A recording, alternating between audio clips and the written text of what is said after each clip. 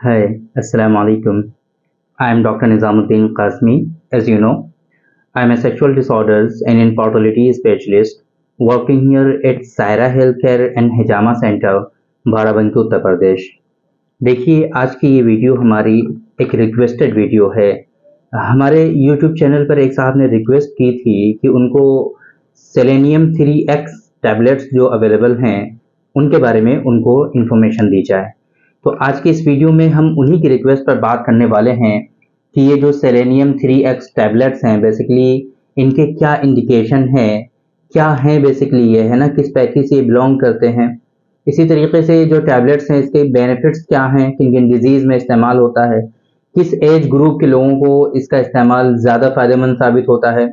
इसी तरीके से इसका इस्तेमाल करने का तरीक़ा क्या है, डोजेस क्या है, और लास्ट में हम बात करेंगे कि मेरा ओपिनियन क्या है इस सिलसिले में।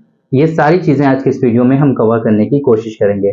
तो चलिए शुरू करते हैं। सबसे पहले हम बात करते हैं कि सेलेनियम 3x टैबलेट्स जो हैं बेसिकली ये हैं क्या। सेलेनियम 3x जो है ये बेसिकली क्या है कि केमिकल फॉर्मुलेशन के थ्रू इसको बनाया जाता है। ये होम्योपैथिक जो सिस्टम है, होम्योपैथिक सिस्टम ऑफ मेडिसिन, उनका ये ड्रग है ना। तो जनरली हम क्या करते हैं कि हर्बल मेडिसिन पर रिव्यू करते हैं, उनके बारे में हम आप लोगों को बताते हैं, बट रिक्वेस्ट की बुनियाद पर जो उन्होंने रिक्वेस्ट की है उसकी वजह से हम आज इस टैबलेट के बारे में भी बात करने वाले हैं। तो सेलेनियम 3x टैबलेट जो है बेसिकली अगर हम बात करें इसका बेसिक और प्राइमरी जो यूज है वो है एल्डरली मैन में, जो कि ज़ईफुल उम्र लोग होते हैं, जो जो बुजुर्ग लोग होते हैं जिनकी एज काफ़ी ज़्यादा हो जाती हैं, तो उन लोगों में परेशानी होती है जेनाइटो यूरिनरी ऑर्गन्स में, है ना। जेनाइटो यूरिनरी ऑर्गन्स जो हैं वहां पर उनको काफ़ी ज़्यादा प्रॉब्लम होने लगती है। स्पेशली उनको जो प्रोस्टेट का प्रॉब्लम होता है वो काफ़ी ज़्यादा होता है। जब एक एज आपकी ज़्यादा हो जाती है, एज एक की तरफ आप बढ़ने लगते हैं, तो फिर वहां पर आपका जो प्रोस्टेट है वो इनलार्ज होने लगता है और फिर प्रोस्टेट के इन्फेक्शन भी आपको होने लगते हैं, है ना। तो प्रोस्टेटाइटिस जिन लोगों में हो जाता है उन लोगों में इसके अच्छे खासे रिजल्ट्स देखने को मिलते हैं। ये तो एक अच्छा सा यूज है इस मेडिसिन का कि जो जो ओल्ड एज के पेशेंट हैं, जिन लोगों में जेनाइटो यूरिनरी ऑर्गन्स जो हैं वो वीक हो जाते हैं और उसकी वजह से जो है उनको काफी परेशानी होती है, यूरिन ड्रिबलिंग का इशू जैसे कि हो जाता है ना, या फिर जो है अर्जेंसी होती है यूरिन की, जो है अर्जेंसी होती है, फ्रीक्वेंसी जो है वो बढ़ जाती है यूरिन की। इस तरह की जो परेशानियां होती हैं वो जो है इस मेडिसिन से रिजॉल्व हो सकती हैं। इसी तरीके से प्रोस्टेटाइटिस जैसे मैंने आपको बताया, तो वहां पर इससे बेनिफिट देखने को मिल सकते हैं। इसी तरीके से कॉमन यूज की अगर हम बात करें तो जिन लोगों में नॉक्टर्नल एमिशंस की शिकायत काफी ज्यादा होती है, एक्सेसिव नॉक्टर्नल एमिशंस जिन लोगों में होने लगता है, मीन्स उनको नाइटफॉल और स्वप्न दोष बहुत ज्यादा होता है, तो ऐसे लोगों में इसके खास बेनिफिट्स आपको देखने को मिलेंगे। मेल में जो सेक्सुअल डिसऑर्डर्स होते हैं वहां पर इसके अच्छे खासे बेनिफिट्स आपको देखने को मिलेंगे। स्पर्मेटोरिया की शिकायत जिन लोगों में होती है, यूरिन ड्रिबलिंग की शिकायत होती है, धात की शिकायत जिसे कहते हैं ना, तो धात की शिकायत अगर है आप लोगों को तो फिर आप इस टैबलेट का इस्तेमाल कर सकते हैं।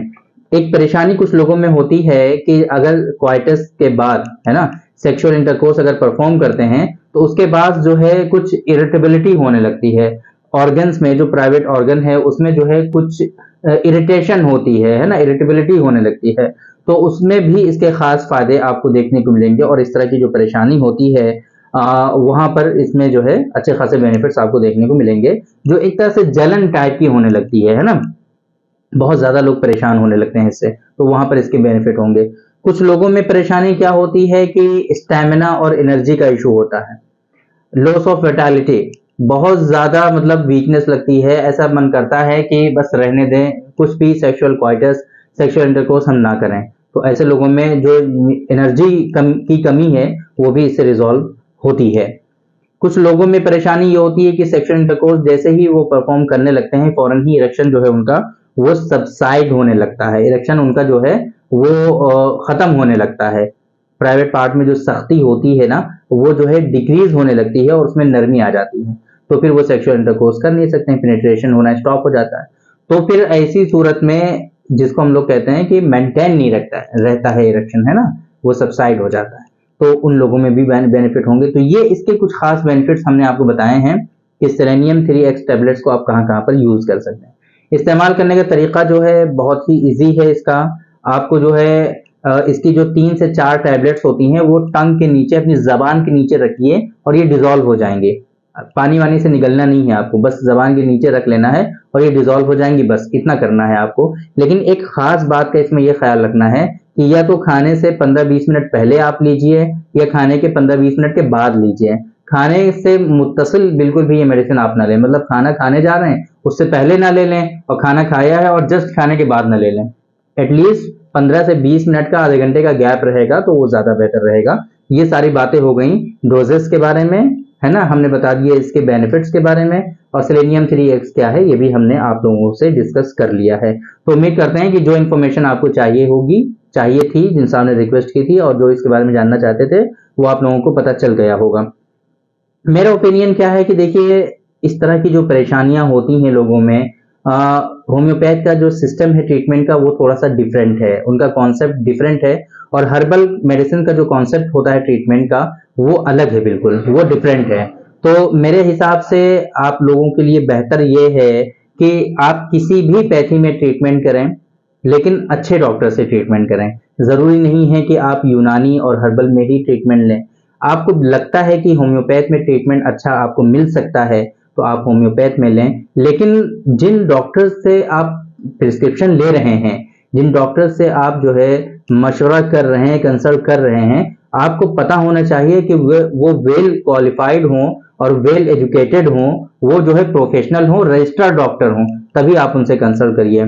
ऐसे कुछ लोगों को नॉलेज हो जाती है मेडिसिन के बारे में और वो फिर दवाएं देने लगते हैं। तो बहुत सारे पेशेंट हमारे पास ऐसे आते हैं जो कहते हैं कि हमने होम्योपैथ की मेडिसिन ली थी और उसके बाद से हमको ये परेशानी होने लगी और उसके साइड इफेक्ट की वजह से मेरी जिंदगी बर्बाद हो गई है। तो मैं आप लोगों से यही रिक्वेस्ट करूंगा कि अगर आपको कोई परेशानी हो जाती है, तो परेशानियां किसी को भी हो सकती हैं, उसमें आपको ऐसा कुछ शर्मिंदा होने की जरूरत नहीं है।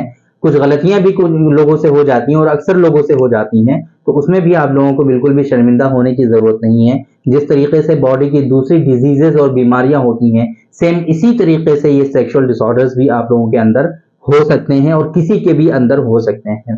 तो आज का दौर ऐसा है कि ये सेक्सुअल डिसऑर्डर्स सभी लोगों को ऑलमोस्ट होने ही होने हैं, क्योंकि ये बैड लाइफ स्टाइल, रहने का, खाने पीने का जो तरीका हम लोगों ने अपनाया है वो अच्छा नहीं है, हेल्दी लाइफ स्टाइल नहीं है, बैड लाइफ स्टाइल है।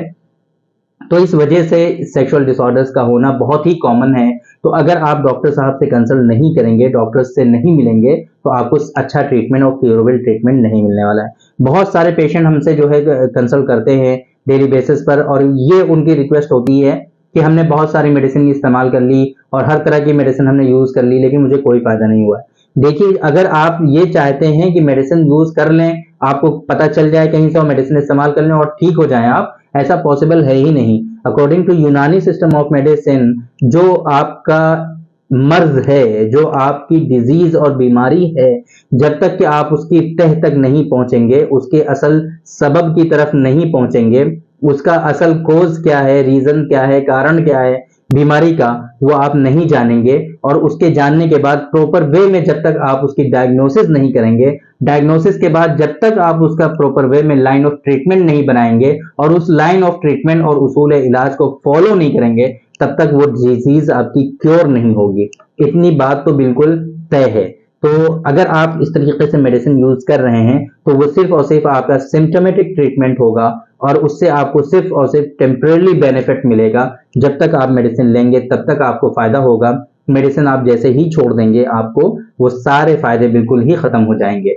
तो मैं आप लोगों से यही कहना चाहूंगा, मेरी राय आप लोगों के लिए यही रहेगी कि अगर आपको इस तरह की कोई परेशानी है तो आप किसी भी पैथी में ट्रीटमेंट लें, लेकिन सही से ट्रीटमेंट लें। उस पैथी का जो कॉन्सेप्ट है ट्रीटमेंट का, आप उसको फॉलो करें, और वो कॉन्सेप्ट उसी वक्त फॉलो हो सकता है जब आप उसके डॉक्टर से कंसल्ट करेंगे और उनसे मशवरा करेंगे और सही से ट्रीटमेंट करेंगे। तो उम्मीद करते हैं कि आप लोगों को जो हम बताना चाह रहे थे वो आप लोगों की समझ में आ गया होगा और आप लोगों को इससे फायदा हुआ होगा। तो थैंक यू वेरी मच, बहुत बहुत शुक्रिया आपका। आज की इस वीडियो में इतना ही। इंशाल्लाह कल फिर मुलाकात होगी आपसे एक दूसरी वीडियो में। हम डिस्कस करेंगे आपसे एक दूसरे टॉपिक पर। तब तक के लिए आप हमें इजाज़त दीजिए। अस्सलाम वालेकुम।